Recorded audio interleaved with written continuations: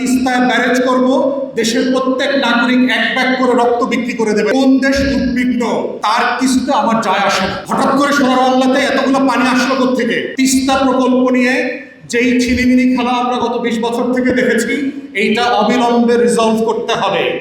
চীন যদি টাকা দেয় চীনের টাকায় করবেন, তা না হলে বাংলাদেশের মানুষের এক ব্যাগ করে রক্ত বিক্রির টাকা চাইবেন আপনারা সবাই মিলে, সব দল মিলে, যে আমরা তিস্তায় ব্যারেজ করব, দেশের প্রত্যেক নাগরিক এক ব্যাগ করে রক্ত বিক্রি করে দেবেন, আমরা সবাই বিক্রি করে দেব দেশের জন্য।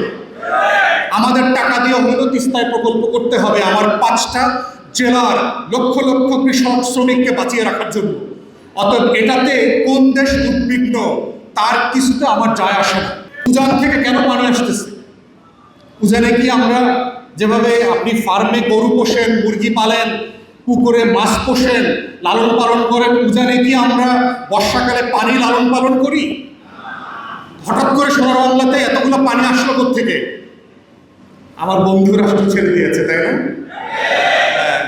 আমার এত ভালো বন্ধু, এইরকম বন্ধু থাকলে আপনার তাহাজ্জুদের নামাজ পড়ার দরকার হবে না।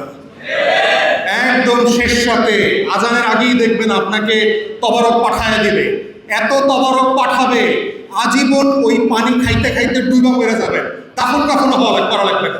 অতএব এই বন্যা, এই যে জলাবদ্ধতা, এই যে পাহাড় ধসে মারা যাচ্ছে মানুষ, এর একটা কম্প্রিহেন্সিভ পরিকল্পনা হয়ে এই খবরটার ইতি টানা দরকার।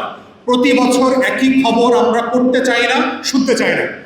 প্রতি বছর বৃষ্টি হবে, বন্যা হবে, ডুবে যাবে, আমরা আপনারা কয়েকজনে মিলে একটু ত্রাণ দিতে যাব। কত ত্রাণ দেবেন আপনি? কতদিন একটা বাড়ি, জমি, পশু হারিয়ে ফেলা একটা পরিবারকে ত্রাণ দিয়ে বাঁচিয়ে রাখবেন? কতদিন পারবেন? কতদিন আপনি আরেক জায়গা থেকে ট্রাকে ভরে ভরে খাবার দিয়ে আসবেন, খিচুড়ি রান্না করে খাওয়াবেন, বিস্কিট দিয়ে আসবেন? ইমার্জেন্সি তো ইমার্জেন্সি হবে।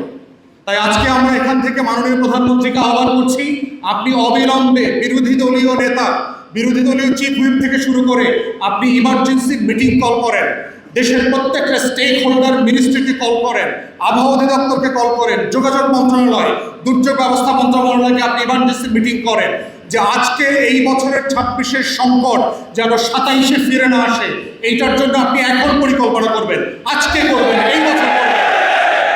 তা না হলে এই রাষ্ট্র প্রতি বছর মানে মরমে সঙ্গীত গাইবে, বুক চাপড়াবে যে আমার এটা ডুবে গেছে, ওইটা ডুবে গেছে।